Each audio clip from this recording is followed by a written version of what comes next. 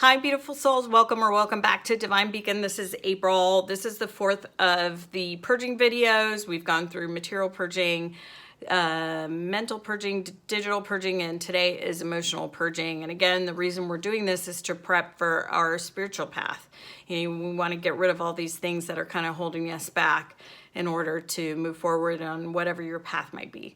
So what is emotional purging to me? It means many things, but the top things that it means is purging of letting people control what we do, purging the toxic people in our world, purging the toxic self-talk, purging that it's not all about me, and purging the triggers that come up. And the triggers are the most important part. I'm leaving that one for last, but purging of letting people control what we do. So I've talked about this briefly in some of the other videos. It's about those shoulda, coulda, wouldas, what people think you should be doing or could be doing, either for them or other people.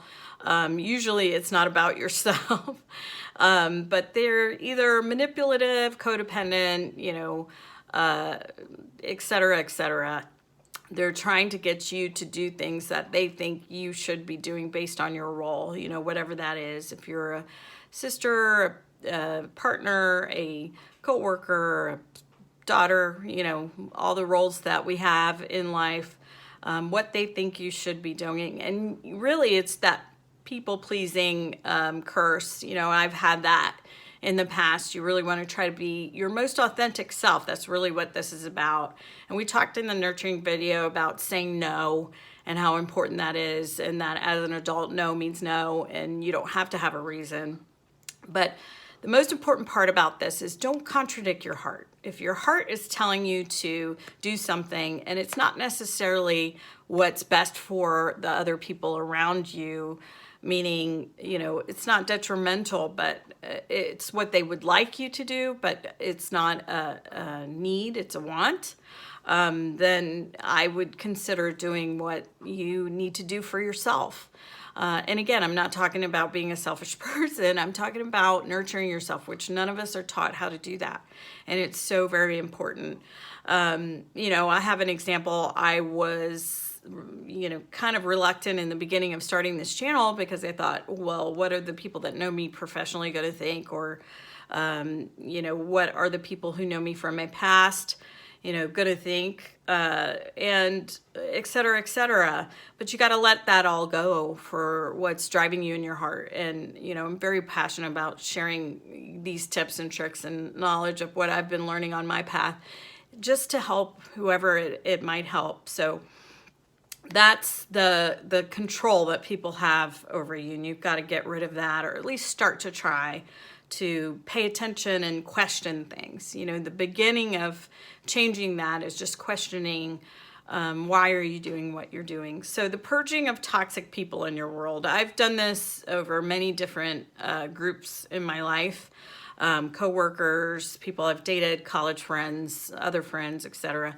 So you have to figure this out for yourself. You have to discern what people are around you, to you and to them. But people who lie or are extremely negative across, all of life, they have addictions, they are manipulative, et cetera, et cetera. That's my puppy. Please excuse her. She's fine. I just took her out. Anyway, she's new. Hopefully she'll quit that. But I've had people try to live vicariously through me because I was single, and then find out they're talking about me and my decisions behind my back. So you have to figure out how people fit in your world and if they're toxic or not. Oh my gosh, Daisy. So purging the toxic self-talk, I'm not pretty enough, skinny enough, knowledgeable enough, my career status isn't enough, my monetary status isn't enough. You've got to get rid of that. We're not where we want to be, but we're not where we were. Everybody is learning and growing in this life, or at least hopefully they are. I think just living every day, you're learning and growing, but, we always have room for improvement. You got to stop beating yourself up for what you are not. So very important, because think about it this way.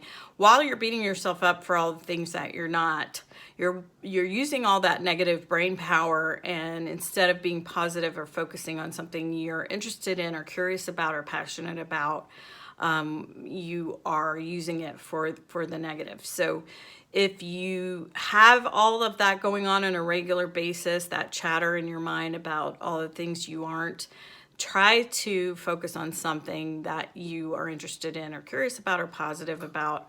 For example, if you've always wanted to learn photography, go get a new camera or use the one that you have. Look online for videos, get involved in a meetup group in your local area. That's just kind of an example to move your mindset from being so negative to a positive one. And then you're not using all that brain power to talk yourself out of any other situation because you're too busy doing positive things. So, I know I was given this insight a while ago, but I think it might be helpful. It's another example of this, which is when you're in a job and maybe it's stagnant or you're bored or, whatever it is, it's not necessarily all is lost. Obviously you need to get to a new position that you might have growth in, but think about it this way. You are in the place that you're at to affect the people around you. And I never had thought about it like this before. So when you're learning and growing yourself and through your actions and how you conduct yourself and how you interact with people, you are affecting those people around you in every way. So think about it that way. It could be that you're in a place of employment or a family position or a relationship to affect those groups around you. And that's very important. But again, you have to discern when it's time for you to leave. So purging that it's not all about me or them. So if someone is upset with you, 95% of the time it's not about you. And I know people are going to say, well, if they're coming at me and saying you did this and you did that, of course it's about me. Not necessarily. So let me give you an example. If somebody said, April, I can't believe you did this or that, or, I can't believe that this happened, and they're raged. Here's a tip for you. You can say to them, are you okay? Calm down. Let's talk about this when you're calm. And I'm happy to get some deeper understanding on both sides. So I take those as opportunities to understand the other person and the other person to understand you. And possibly they were fed some information that was wrong, or they saw something that was incorrect in their assumption, or whatever. There's so many different scenarios, or it could be a combination.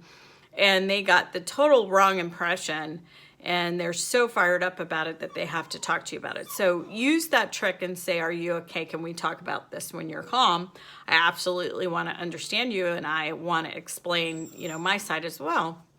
Another thing is if you're upset and you are enraged, then two things need to happen. One is you need to approach the situation by saying, it might not be what I think it is. So this is a little tip. Daisy, I'm grateful for her, I promise. This is a little tip from Brene Brown, and she says, the story I'm telling myself is, and she starts out a conversation with someone she's upset with, even her own husband, with that phrase, because it's giving everybody room to say, oh yeah, no, that's not what's happening, or no, that's not how I feel or why I did that. And it's not accusing someone, and it's not, really letting them off the hook either, but it's really saying to this person, hey, I'm feeling hurt here, and here's why. Please help me understand without being enraged. So really, really big key. And if you haven't read or seen any of Brene's work, you can go on YouTube, and she has plenty of books, but really, really great teacher in my book. So that's purging that it's not all about me, or maybe it's not all about them. And then purging the triggers that come up. Now, this is the most important part of the emotional purge. And I wanted to just say before I explain this that I don't expect you to be a Zen mystic overnight and sitting on a mountaintop or anything like that. I realize we, don't live in a rainbow and butterfly world, and that we have to live in reality. But this might help you, as it has helped me immensely, me and a good friend of mine, and I've learned this through some of my spiritual mentors. So when you get triggered by something, that is an opportunity. And when I say triggered, I mean mad, angry, upset, whatever. It's an opportunity to find something within yourself that needs to be addressed. Now, I know what you're thinking. You're going to say, April, that's crazy. There is valid reasons for you to be upset. And I'm not taking that away from you. I'm just saying in the beginning, you want to start questioning why you're angry, sad, upset about whatever topic. And let me give you an example. So let's say I was driving on the road and someone pulled out in front of me, and I had the option to either go into a road rage or, really start to think, gosh, I'm concerned for that person. Maybe they're on their way to the hospital, or their kid is, hurt and they're racing home, or whatever the case may be. You have the option to be totally offended, or, think of it differently, your perception. And really, that person's going to go on with their day regardless, and you're going to be ate up about it if you hold on to that. So now, I'm not saying everybody does everything, in honestly, and that there are some jerks out there that will cut you off just because. But I'm asking you to think about why you're offended. So in that example, let's say somebody was on the way to the hospital and you didn't know about it. You found out, later that that's what happened. How, we're using this as an analogy, but then, how would you think differently about your anger and rage that you held on to for days or whatever that may be? Okay. And you really need to pay attention to that. So maybe that means that you felt disrespected, or you felt like you weren't acknowledged, or your self-worth is involved somehow. These are signs that point you to areas where you can start to dig and find out, well, why do I feel unworthy? Why do I feel disrespected? What is in me that makes me feel that way when these things are happening? And this is the work of emotional purging. You have to figure out why you're feeling the way you feel when things come up, whether it's family, coworkers, partnerships, perfect strangers, whatever it is. It's a signpost saying, go look over here because this is important. This is a lesson for you. Now, eventually, when these things happen, you'll not react the same way. But in the beginning, you just want to note when you're having these reactions. And in the beginning, I couldn't stop myself from reacting the way I normally do. So, just take it slow, be kind to yourself. Really, if you want to use the notes on your phone, just keep a log of when you were upset or angry, or what are the reasons behind it. So that's part of beginning the purge of having those reactions, or understanding yourself on a deeper level, so that you really can figure out what is going on inside you that you need to get rid of. And that it's really a roadmap. So I hope that's helpful. These are some of the big tips from me to you, and I hope you have a beautiful day. Ciao for now.